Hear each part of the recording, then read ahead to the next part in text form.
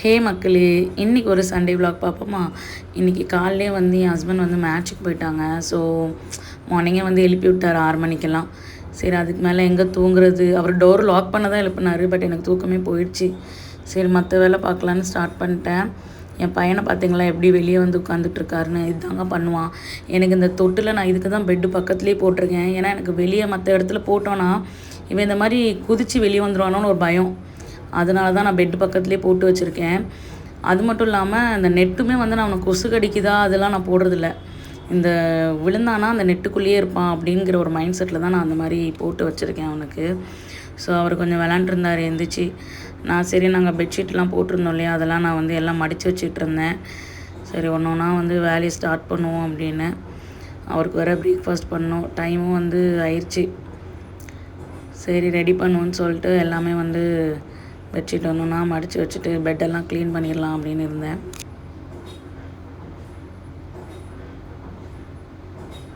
அதுக்கப்புறம் வந்து சாரை தூக்கி வெளியே ப்ளே மேட்டில் விட்டுட்டு அவருக்கு வந்து பாலை வந்து ஊற்றி கொடுத்தாச்சு. அவன் எப்படி வரான் பாருங்கள். ஸோ பால் ஊற்றி கொடுத்துட்டு பெட்ஷீட் வந்து கொஞ்சம் க்ளீன் பண்ணிகிட்டு இருந்தேன். இந்த பெட்ஷீட் வந்து அதாவது காட்டன் இல்லைங்க, ஒரு மாதிரி சில்க் பெட்ஷீட்டாக நம்ம வந்து ஏறி உட்காந்தாலுமே லைட்டாக கசங்கிடுது. பெட்ஷீட்டே எல்லாம் உருவின மாதிரி ஆயிடுது. ஸோ அதுக்காகவே வந்து அதை வந்து டெய்லி வந்து சரி பண்ண வேண்டியதாக இருக்குது. அதுக்கப்புறம் கிச்சனுக்கு வந்து அவனுக்கு வந்து நான் பிரேக்ஃபாஸ்ட் பண்ணுறதுக்கு வந்துட்டேன். வழக்கம் போல் பருப்பும் இட்லியும் தான். வேறு எதுவும் பண்ண தோண மாட்டேங்குதுங்க. மார்னிங் வந்து இதுதான் டக்குன்னு எனக்கு முடிஞ்ச மாதிரி இருக்குது. இட்லியுமே வந்து சும்மா அன்ஹெல்திலாம் கிடையாதுங்க. இட்லி தான் பெஸ்ட்டு வந்து பிரேக்ஃபாஸ்ட்டுக்கு வந்து ரொம்ப நல்லது கிட்டுக்கு. ஏன்னா அதில் உளுந்து இருக்குது. அப்புறம் வந்து உளுந்து வந்து ரொம்ப நல்லது போனுக்கு. ஸோ நான் அதுக்காகவே மெயினாக இட்லி தான் ப்ரிஃபர் பண்ணுவேன் அவனுக்கு மார்னிங்கே. ஸோ பருப்பெல்லாம் நல்லா கழுவி வச்சுட்டு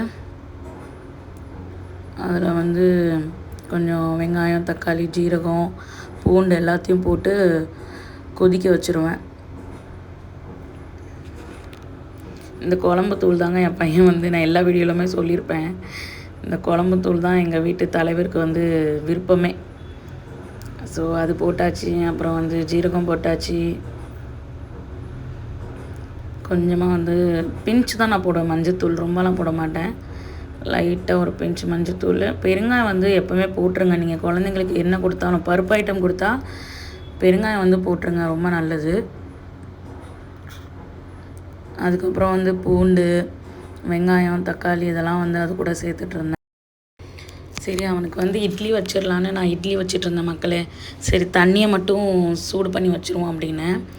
நான் வந்து எப்போவுமே எல்லாமே நான் ஸ்லோவாக தாங்க குக் பண்ணுவேன். நான் கிட்டு கொடுக்குறதுனால நான் வந்து அதுக்கு நிறைய டைம் எடுத்துப்பேன்.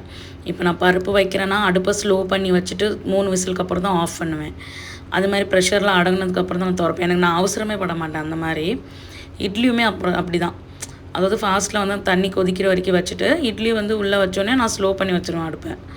நான் வந்து என் பையன் பிறக்கும்போது நான் இன்ஸ்டாவில் பார்த்தேன், எது கொடுத்தாலுமே வந்து நீங்கள் வந்து நல்லா வந்து குக் பண்ணி கொடுக்கணும் அப்படின்னு சொல்லிட்டு. ஸோ அதனால் நான் அது ஒரு ஃபோக்கஸாக வச்சு போயிட்டுருக்கேன். ஸோ இட்லிக்குமே ஊற்றி வச்சாச்சு. அதுக்கப்புறம் என் பையன் வேறு தனியாக உட்காந்துட்டு இருந்தான். சரி, அவனுக்கு டிவியாவது வச்சு கொடுப்போன்னு சொல்லிட்டு வச்சு கொடுத்துட்ருந்தேன். அப்புறம் வந்து தண்ணியுமே நல்லா கொதிச்சிருச்சு.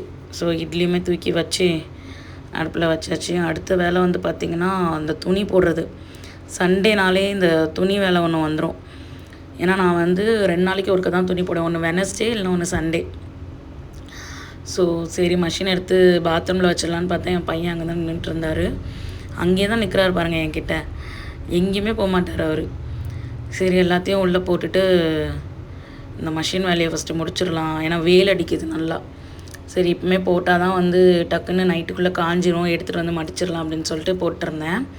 நான் வந்து கம்ஃபர்ட் ஊற்றுறேன்னு நினைக்காதீங்க. இதுக்குள்ளே வந்து நான் ஃபேப் லிக்விட் வருதில்ல, அந்த கோத்ரேஜ்குள்ளது, அதுதான் இதுக்குள்ளே போட்டு வச்சுருக்கேன். அது பேக்கெட்டில் வரதுனால எனக்கு அவ்வளோவா வந்து எவ்வளோ அளவு போடுறோன்னு தெரியல. ஸோ இந்த டப்பாவில் போட்டு ஒரு முடி ஊற்றி விட்டுருவேன். அதுக்கப்புறம் வந்து பார்த்திங்கன்னா பருப்புமே நல்லா வெந்துருச்சு, இட்லியுமே வந்து நல்லா வெந்துருச்சு. அதுக்கப்புறம் இட்லியை வந்து ஆற விட்டாச்சு. ஆற விட்டுட்டு தம்பிக்கு வந்து அதை எடுத்து கொடுத்தாச்சு. பருப்பு வந்து நல்லாமல் வெந்துருச்சு. ஸோ பருப்புமே வந்து நல்லா ஸ்மாஷ் பண்ணிவிட்டு இட்லியும் எடுத்து வச்சுட்டு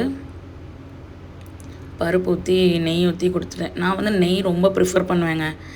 நெய் இல்லாமல் என் கிட்டுக்கு நான் எதுவுமே கொடுக்க மாட்டேன். நீங்களுமே அது ஒரு ப்ரையாரிட்டி வச்சுக்கோங்க. ஏன்னா நெய் வந்து பேபிஸ்க்கு வந்து இந்த கான்ஸ்டிபேஷனு அதெல்லாம் வந்து கொஞ்சம் ஈஸியாக ஆக்கும். ஸோ அதனால் நீங்கள் வந்து இதை மைண்டில் வச்சுக்கோங்க. அப்புறம் என் ஹஸ்பண்டும் வந்து மேட்சுக்கு போயிட்டு வந்துட்டாங்க. சரி காஃபி போடு அப்படின்னாங்க. அதனால தான் காஃபி போட வந்தேன்.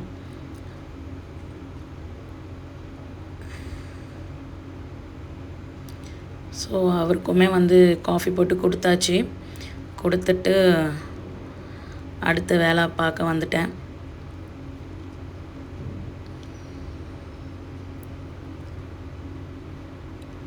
எனக்குமே வந்து சரியான பசி. ஏன்னா காலேருந்து எதுவுமே சாப்பிடல. மணியே ஒரு 11:30 12 இருக்கும்னு நினைக்கிறேன். என்ன சாப்பிட அப்படின்னு பார்த்தா எனக்கு இந்த மியூஸ்லியும் தயிர் கூட வச்சு சாப்பிட ரொம்ப பிடிக்கும். எனக்கு பாலை விட இந்த தயிர் வந்து எனக்கு ரொம்ப பிடிச்சிருச்சு. இப்போ தான் ட்ரை பண்ணுறேன். ஸோ செம்மையாக இருக்குது. நீங்களும் ட்ரை பண்ணியிருக்கீங்களான்னு சொல்லுங்கள். இந்த கொரியனை பார்த்து கற்றுக்கிறது தான், வேறு என்ன. ஸோ அதையும் சாப்பிட்டு முடிச்சுட்டு லஞ்சுக்கு என்ன பண்ணேன்னு தெரிலங்க. யோசித்து அப்புறம் சரி லாஸ்ட்டாக என் ஹஸ்பண்டும் நான்வெஜ்ஜெல்லாம் அது வேணாம் அப்படின்ட்டாரு. அப்புறம் வந்து இந்த பிரியாணி அரிசி போட்டு பிரிஞ்சி பண்ணிடலாம் அப்படின்னு சொல்லிட்டு சரி அரிசியை ஊற போட்டுட்டு மஷின் வேலையுமே வந்து முடிஞ்சிருச்சு. அப்புறம் வந்து அதுக்கு கம்ஃபர்ட் ஊற்றினேன். சரி லாஸ்ட்டாக ஒரு வாட்டி கம்ஃபர்ட் ஊற்றிட்டு முடிச்சிடலாம் அப்படின்னு சொல்லிட்டு என் ஹஸ்பண்ட் வேறு காமெடி பண்ணிக்கிட்டு இருந்தார் விலாக் எடுக்கிறேன்னு சொல்லிட்டு. அதுக்கு தான் சிரிச்சிட்டு இருந்தேன். அப்புறம் வந்து இந்த பிரிஞ்சிக்கு வந்து சைடிஷ் வந்து பார்த்திங்கன்னா எனக்கு இந்த முட்டை மசாலா ரொம்ப பிடிக்கும். ஸோ அதனால் வந்து 2 முட்டையும் வந்து உள்ளே போட்டு வேக வச்சலான்னு பண்ணிகிட்டு இருந்தேன். காயெல்லாம் எடுத்தாச்சு. நான் வந்து இப்போ வெஜிடபிள்லாம் அந்த பிரியாணி டப்பாவில் தாங்க ஸ்டோர் பண்ணேன். நம்ம அந்த கடையிலேருந்து பிரியாணி டப்பா கிடைக்கும்ல, அந்த டப்பாவில் தான் ஸ்டோர் பண்ணுறேன். ரொம்ப நல்லாயிருக்கு. கெட்டெல்லாம் போக மாட்டேங்குது, நல்லாயிருக்கு. அப்புறம் வெங்காயம், தக்காளி, கேரட், பீன்ஸ் எல்லாம் வெட்டியாச்சு. புதினா, கொத்தமல்லியும் வெட்டியாச்சு. அப்புறம் முட்டையும் நல்லா கொதிச்சிட்டு இருந்தேன். ஸோ மக்களே லன்ச் பண்ண ஸ்டார்ட் பண்ணுவோம். லன்ச் வந்து பண்ணுறதே லன்ச் டைம் முடிஞ்சு லன்ச் பண்ண போகிறேன். ஏன்னா என் பையன் வந்து நீ தூக்கு அப்படின்னு சொல்லி அடம் பிடிச்சதுனால டைம் வந்து கரெக்டாக முடிஞ்சிருச்சு. ஓகே, ஸோ லன்ச் பண்ண போகிறேன். நான் பண்ணிட்டு காட்டுறேன். இடையில பாருங்கள். டேய் என்ன என்ன நோ நோ நோ நோ. அதுக்கப்புறம் ஒரு பாத்திரத்தில் வந்து நெய் ஊற்றிட்டு எண்ணெய் ஊற்றிட்டு என்னென்ன ஸ்பைஸ் போடணுமோ எல்லாத்தையும் போட்டு வச்சுட்டு வெங்காயத்தை போட்டு வதக்க ஆரம்பிச்சிட்டேன். கடகடன்னு பண்ணிகிட்டு இருந்தேன். ஏன்னா என் ஹஸ்பண்ட் வேறு மேட்ச் போய்ட்டு வந்திருக்காருல்ல. சரி அவருக்கு வந்து டக்குன்னு வந்து லன்ச் மட்டும் பண்ணி கொடுத்துருவோன்னு சொல்லிட்டு ரொம்ப கடகடன்னு பண்ணிகிட்டு இருந்தேன். வெங்காயத்தை போட்டு நல்லா வதக்கிட்டு அப்புறம் வந்து தக்காளி போட்டு நல்லா வதக்கிட்டு அப்புறம் கேரட் பீன்ஸ் எல்லாம் போட்டு நல்லா வதக்குன்னு வதக்கி புதினா கொத்தமல்லியும் போட்டு முடிச்சுட்டு எவ்வளோ வேணுமோ அவ்வளோ தண்ணி ஊற்றிட்டு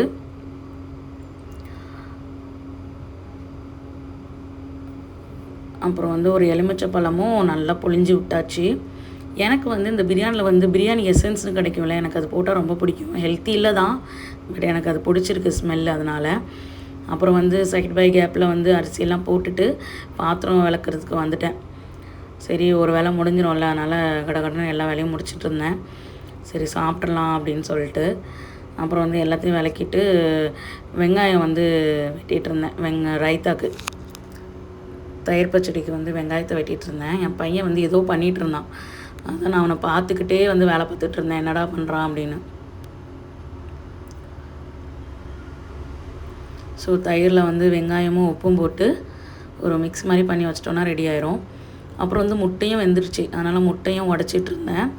எனக்கு வந்து எப்படின்னா நான் முட்டை வேக வைக்கும் போதெல்லாம் ஏதாவது ஒரு முட்டை உடஞ்சிரும். அதுக்கு நான் என்ன பண்ணுறதுன்னு எனக்கு தெரியல. எதனா டிப்ஸ் இருந்தால் நீங்கள் எனக்கு சொல்லுங்கள். நானுமே உப்பு போட்டு தான் வேக வைக்கிறேன், எப்படின்னா வந்துடுது. சரி ஒரு முட்டை நல்ல முட்டை, அது மட்டும் என் ஹஸ்பண்ட் கொடுத்துட்டு இந்த உடஞ்ச முட்டை வந்து நான் எடுத்துக்கலான்னு யோசிச்சாச்சு.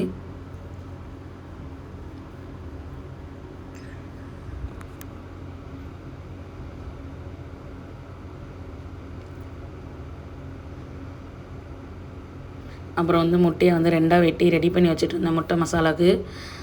ஸோ பிரிஞ்சிக்கு வந்து இதுவுமே நல்லா கொதிச்சிருச்சு. சரி அரிசி போட்டுடலாம் உள்ளுக்கு அப்படின்னு சொல்லிட்டு தான் போட்டுட்ருந்தேன்.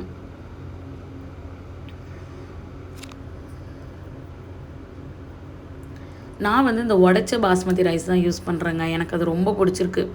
அதாவது இப்போ நம்ம எதனா ஃபெஸ்டிவுக்கு வந்து பிரியாணி பண்ணுறோன்னா நான் வந்து இந்த பெரிய ரைஸ் போடுவேன்.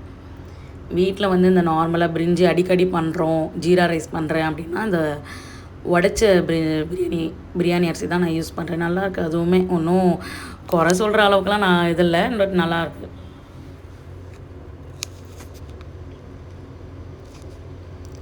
எல்லாத்தையும் போட்டு மூடி வச்சு தம் போட்டாச்சு ஒரு மிக்ஸ் பண்ணி.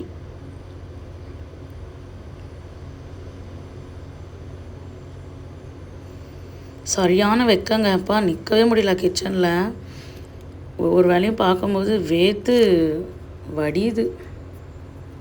அப்புறம் முட்டை மசாலாவுக்கு பார்த்திங்கன்னா ஒரு பேனில் வந்து எண்ணெய் ஊற்றிக்கோங்க. இதுக்கு வந்து எதுவுமே தேவையில்லை, வெறும் குழம்பு தூளும் உப்பும் மட்டும் போதும். இது வந்து நான் பண்ணுவேன். எனக்கு மற்றவங்க எப்படி பண்ணுவீங்கன்னு எனக்கு தெரியாது. நான் வந்து இப்படி தான் பண்ணுவேன். நான் வந்து ட்ரை பண்ணி பார்த்தேன் இந்த மிளகாத்தூள் எல்லாம் போட்டு, பட் எனக்கு அது பிடிக்கல. இந்த குழம்பு தூளும் உப்பு மட்டும் போட்டு கொஞ்சம் அந்த எண்ணெயில் வந்து நல்லா கொஞ்சம் லைட்டாக அப்படியே ஒரு கிண்டி விட்டுட்டு, அதுக்கப்புறம் வந்து ஸ்லோ பண்ணி வச்சுட்டு அந்த முட்டையை தூக்கி போட்டு ஒரு 2 செகண்ட் விட்டுட்டு திருப்பி போட்டிங்கன்னு வைங்களேன், எல்லாத்துக்கூடையும் நீங்கள் இதை வச்சு சாப்பிட்லாம். வெரைட்டி ரைஸ்லேருந்து பிரிஞ்சிலேருந்து சூப்பராக இருக்கும். இது வந்து நான் அடிக்கடி பண்ணி சாப்பிடுவேன். என் ஹஸ்பண்டுக்கு இது பிடிக்காது, பட் எனக்கு இது வந்து ரொம்ப பிடிக்கும். ரொம்ப நல்லாயிருக்கும் இது. ஆக்சுவலாக எனக்கு என்னோடய ரொம்ப பெரிய ஃபேவரெட் இது. அதுவும் அந்த அந்த முட்டை வந்து லைட்டாக அப்படி கறி இருக்கணும் அந்த மசாலாவோட, அது சூப்பராக இருக்கும். அப்புறம் வந்து குளிச்சுட்டு வந்துட்டேன். சரி குளிச்சுட்டு வந்து சாப்பிடுவோன்னு சொல்லிட்டு நல்லா இன்றைக்கி ஹேர் வாஷ் பண்ணி குளிச்சாச்சு. குளிச்சுட்டு வந்து நான் வந்து இந்த லிப் பாம் தான் யூஸ் பண்ணுறேங்க. புதுசாக வாங்கினேன் இந்த பாடி மென்தால்குள்ளது. நல்லா கூலிங் சென்சேஷனோட நல்லாயிருக்கு. ஸோ அந்த லிப் பாம் போட்டுட்டு அவ்வளோதான். நம்ம அந்த க்ரீமெல்லாம் போடுறதில்ல. அப்புறம் வந்து எனக்கு இந்த போஸ்ட்மார்ட்டம் ஹேர் ஃபால் வந்து ரொம்ப இருக்குங்க. நீங்கள் எதனா டிப்ஸ் யூஸ் பண்ணுறீங்கன்னா எனக்கு சொல்லுங்கள். அப்புறம் லஞ்சும் ரெடி. பிரிஞ்சி, வெங்காய ரைத்தா, முட்டை மசாலாலாம் ரெடி பண்ணி சாப்பிட்டுட்டு நல்லா தூங்கியாச்சு. தூங்கிட்டு எழுந்திரிச்சி பார்த்தா மணி 8. சரி அப்புறம் வந்து பையனுக்கு வந்து பால் வந்து சூடு பண்ணி வச்சிடலாம். ஏன்னா அவனுமே தூங்கிட்டாங்க கூட சேர்ந்து. அவனை தூங்கி வைக்கிற கேப்பில் நாங்கள் 2 பேரும் தூங்கிட்டோம். அதுக்கப்புறம் அவனுக்கு வந்து பால் சூடு பண்ணிட்டேன். பால் சூடு பண்ண வச்சுட்டு இந்த முட்டை வந்து இந்த மசாலா இருந்தது இல்லையா, அது கூட வந்து ஒரு ஆம்லெட் வந்து போட்டுக்கிட்டேன். போட்டுட்டு அந்த கேப்பில் எனக்கு சரியான பசி. ஏன்னா மணி 8 ஆயிடுச்சு. சரி இதுக்கு மேலே என்ன பண்ணுறதுன்னு சொல்லிட்டு எனக்கு கொஞ்சமாக பிரிஞ்சி எடுத்து வச்சுட்டு என் ஹஸ்பண்டும் நானும் வந்து சாப்பிட ஆரம்பிச்சிட்டோம்.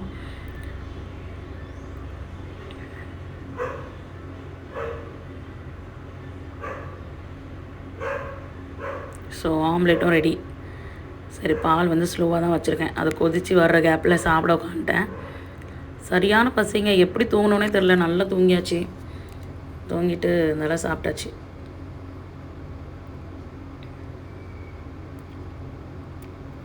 சாப்பிட்டு முடிச்சுட்டு கிச்சன் பக்கம் போனால் கிச்சனில் சிங்கில் பாத்திரம் குமிஞ்சி இருக்குது.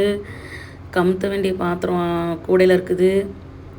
சரி எல்லாம் ரெடி பண்ணுவோன்னு சொல்லிட்டு ஒன்று ஒன்றா பாத்திரத்தெல்லாம் எடுத்து வச்சுட்டு சிங்கில் உள்ள பாத்திரம்லாம் கழுவிடுவோன்னு சொல்லிட்டு கழுவ ஸ்டார்ட் பண்ணிட்டேன். இல்லைனா வந்து மார்னிங் வந்தோன்னு வைங்களேன், நம்மளுக்கு வந்து வேலை டபுள் ஆயிரும். அதனால தான் நான் எப்போவுமே நைட். ஸோ அவ்வளோதான் மக்களே, இன்றைக்கி வந்து விலாக் அவ்வளோதான். ஸோ பாத்திரம்லாம் விளக்கி வச்சுட்டேன். சிங்க்குமே க்ளீனாக இருக்குது. அடுப்புமே விளக்கிட்டேன். ஸோ அடுத்த வீடியோவில் சந்திக்கிற மக்களே. உங்களுக்கு என் வீடியோ பிடிச்சிருந்துச்சுன்னா லைக் பண்ணி சப்ஸ்கிரைப் பண்ணிக்கோங்க. தேங்க்ஸ் ஃபார் வாட்சிங் மக்களே. பாய் பாய் பாய்.